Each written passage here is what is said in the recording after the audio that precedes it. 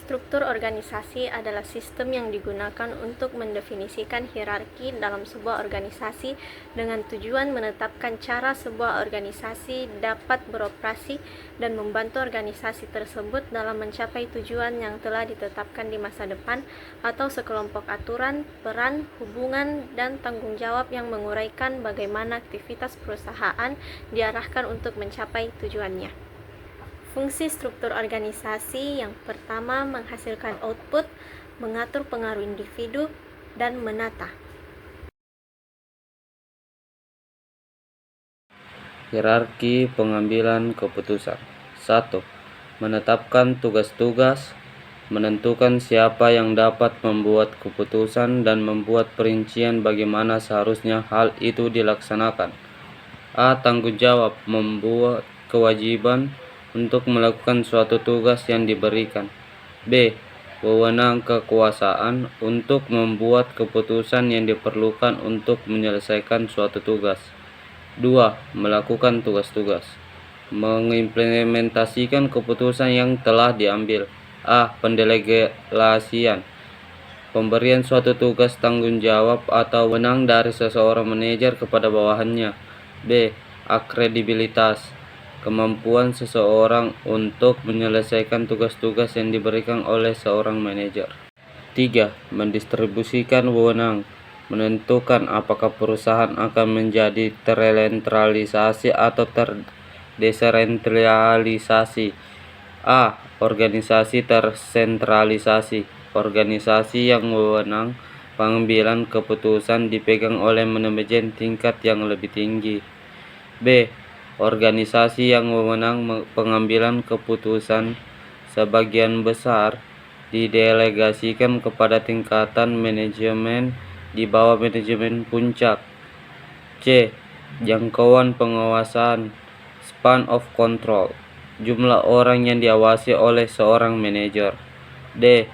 Jangkauan pengawasan yang sempit akan mengakibatkan struktur organisasi yang mendalam. E. Jangkauan pengawasan yang luas akan mengakibatkan struktur organisasi yang mendatar. Bentuk wewenang ada 3, yaitu yang pertama wewenang lini atau line authority, struktur organisasi yang wewenangnya mengalir dalam suatu rantai komando dari puncak pimpinan perusahaan ke bawahnya. Yang kedua, wewenang staf atau wewenang authority, wewenang yang didasarkan pada keahlian dan biasanya termasuk tugas memberi nasihat kepada manajer lain.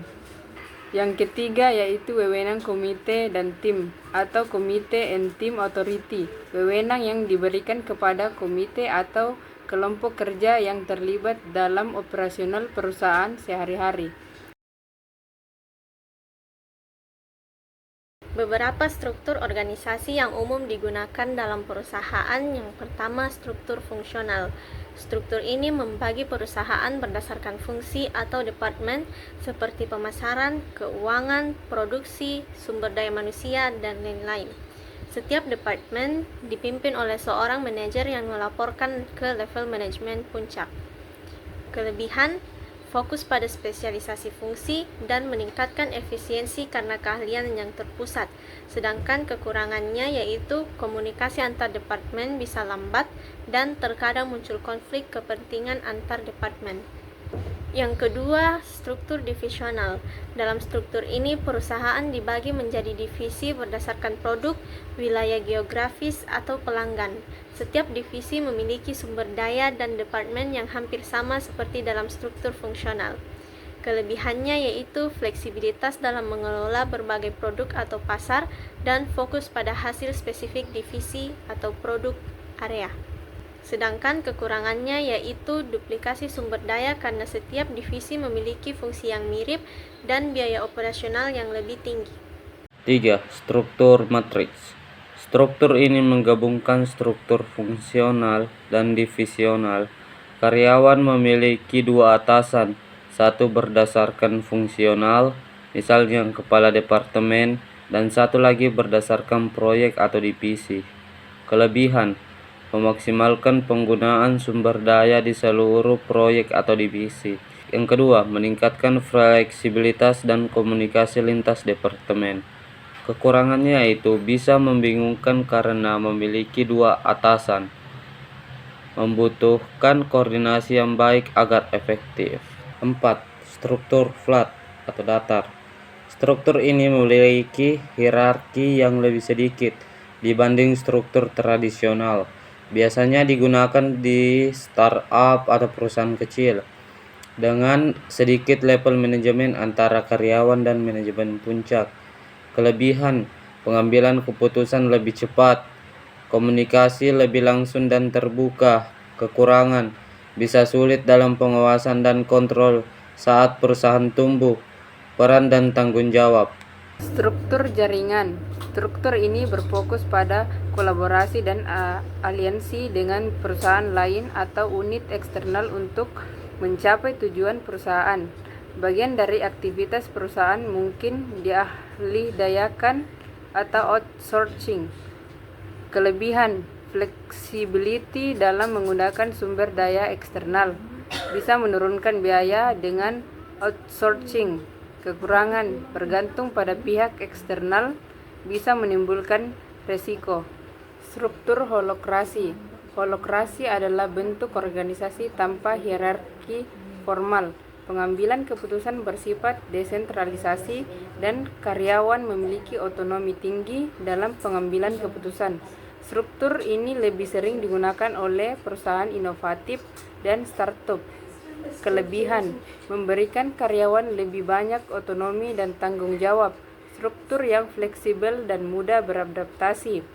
Kekurangan, sulit diimplementasikan pada perusahaan besar. Potensi konflik karena pengambilan keputusan yang desentralisasi.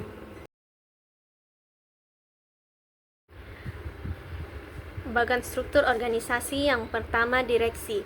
Direksi menentukan arah perusahaan, mengembangkan kebijakan, dan bertanggung jawab secara menyeluruh terhadap pengembangan perusahaan. Yang kedua, direktur utama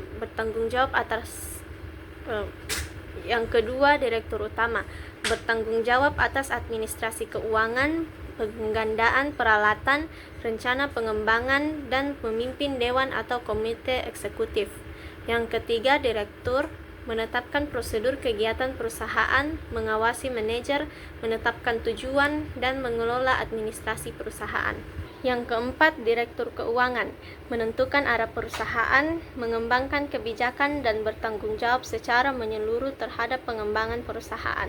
Direktur personalia. Direktur personalia yang mengurus sumber daya manusia, administrasi, dan perencanaan kebijakan pegawai.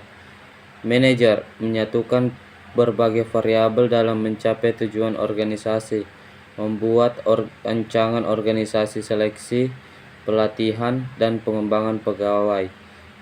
Manajer personalia bertanggung jawab atas berbagai aspek personalia termasuk rekrutmen, remunerasi, penilaian kerja, dan administrasi pegawai. Manajer pemasaran bertugas dalam promosi dan penjualan bisnis perusahaan. Manajer pabrik mengurus segala hal yang berkaitan dengan proses produksi di pabrik, termasuk pengawasan produksi, pembelian, dan gudang bahan. Administrasi dan gudang melakukan administrasi perusahaan, pembukuan, serta pengelolaan penerimaan dan pengeluaran uang. Divisi regional bertanggung jawab untuk menjalankan kebijakan perusahaan, pengelolaan aset regional, mencapai target kinerja, menciptakan nilai tambah perusahaan.